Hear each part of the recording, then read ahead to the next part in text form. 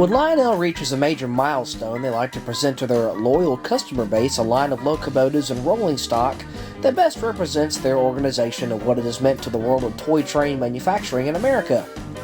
Over the last 35 years as of this production, the go-to item to produce for these milestones has been that of the New York Central Hudson, specifically Lionel's famed 700E Hudson of 1937 heritage. Those included the 1-700E of 1990, the 24-karat gold-plated 700E of 2000, and the 2010 Vision Line 700E. All three of these items are well revered by collectors and operators of the Lionel brand. 2025 was Lionel's 125th anniversary, and with much excitement and anticipation came Lionel's announcement of 16 uniquely cataloged J1E Hudsons, including the Commodore Vanderbilt variations. There was one offering in particular, though, that a lot of collectors saw in the catalog and then promptly whose jaws hit the floor. The Vision Line Prewar set, headed by a 763E Hudson, complete with an oil-type Vanderbilt tender, yanking along 3 pre-war-inspired freight cars and a caboose.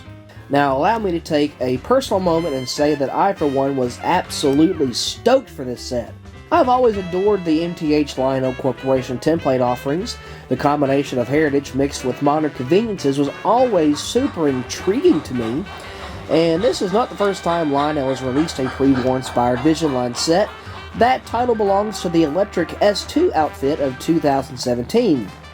This train set absolutely goes out of its way to say, "Hello, I'm here to apply for the role of main character."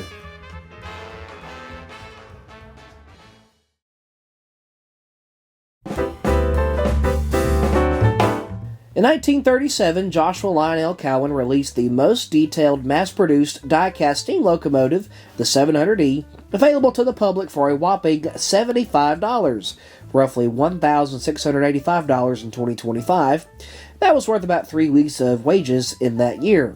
To give those the ability of owning a Hudson but didn't want to shell out that much dough and get kicked to the curb by the missus, Lionel produced a cheaper alternative, the 763E semi-scale Hudson, available for $37.50, which came with about half as much detail, painted gunmetal gray, and paired with a template 2263W oil tender, designed to pull the template toy-like cars available at the time. To say the Hudsons were a success was an understatement. The original 763E design began to be overshadowed by the more appropriate black painted version, paired with a 2226W coal tender.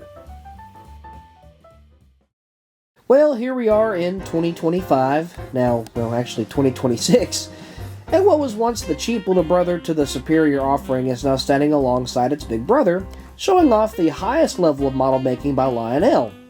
A Vision Line 763E heading a 2812 gondola, 2814 Rail Sounds boxcar, 2815 tanker, and a Vision Line N5 2817 caboose, all painted in the bright, vibrant colors of their tinplate counterparts. First, the locomotive. This engine is painted quite masterfully in a glossy gunmetal gray, covered in the lacking detail that the original 1930s 763E was missing. The name Lionel is seen in a few different places on the engine and the tender. The largest you're going to find is on the tender, with the iconic logo painted quite crisp. The cab lettering is also really sharp and looks really quite amazing, and if you have a keen eye, the builder's plate on the smoke box still even says Lionel on it, an inclusion of the original 700E tooling. Now, I'm not quite sure how much tooling Lionel has left of the original 1937 700E, but I can definitely tell some changes have been made to this boiler casting. The most notable is the addition of a shield around the whistle, which I might add is the same style found on older Lionel steam engines, which helps blast the steam from the whistle steam effect straight up, rather than be sent in all other directions. No doubt a result of their experience with the 2010 700E release. The engine also has a swinging bell, bicolor illuminated class lights, as well as very unique crew chatter. Mr. Lionel took a back seat for these radio transmissions. New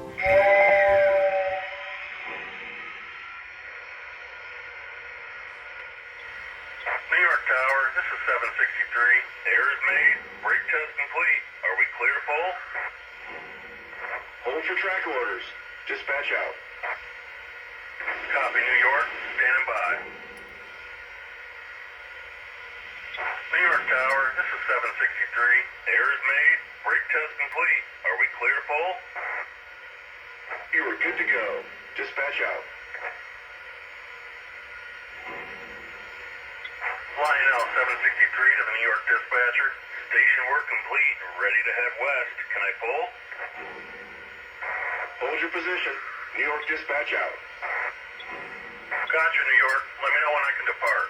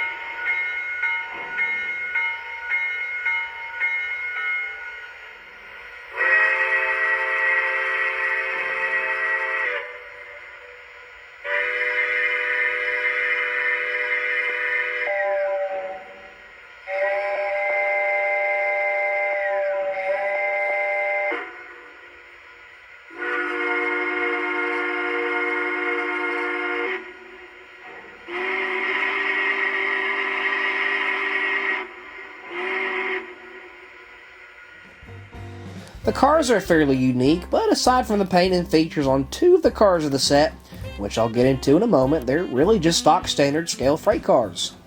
First, the 2812 Gondola. This is a fairly stock standard PS5 gondola. It has a good amount of detail overall. It is a nice representation of the original template gondola. The lines are all painted quite crisp and no signs of paint overspray. This car even has a load with it, 6 barrels. The 2814 boxcar isn't an ordinary PS1 boxcar. It has rail sounds. Lionel has made rail sounds boxcars before, and it shares all the same sound files as previous releases, but it is also a nice representation of the original offering of the 1930s. The 2815 tank car is a stock standard 8,000 gallon tank car painted for Sunoco. Not wanting to sound like a broken record here, but third time's a charm, another good representation of the template car.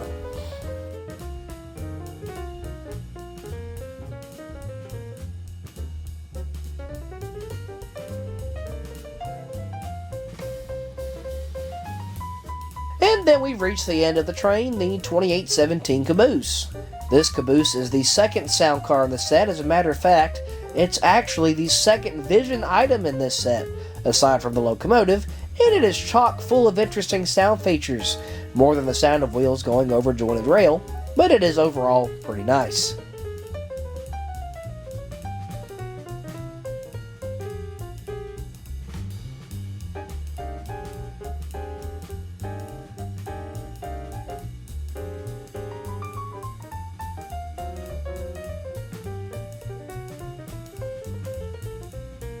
This set is quite possibly one of the best Lionel Heritage sets ever made by Lionel themselves. However, there are just a few complaints that I have in particular.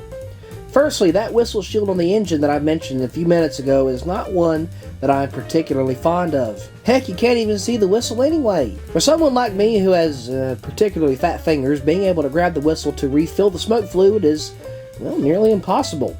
You'll have to use a pair of tweezers to actually pull the whistle out, which can be dangerous if you don't have the best grip on it.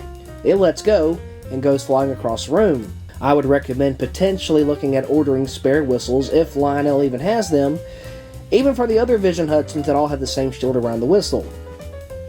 Heck, even putting the whistle back in place is kind of hard, at least for my copy. I have to press down pretty hard for the whistle to stay in place, and I don't exactly feel like trying to put a lot of force on a locomotive this nice and expensive.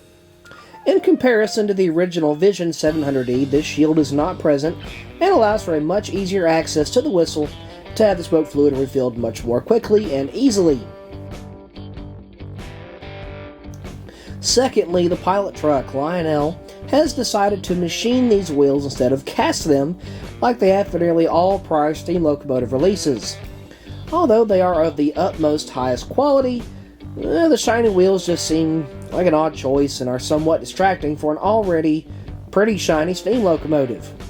I'm sure that you could honestly find a replacement truck if you really, really don't like the machined wheels. These are really my only gripes with the engine. Overall, really nice.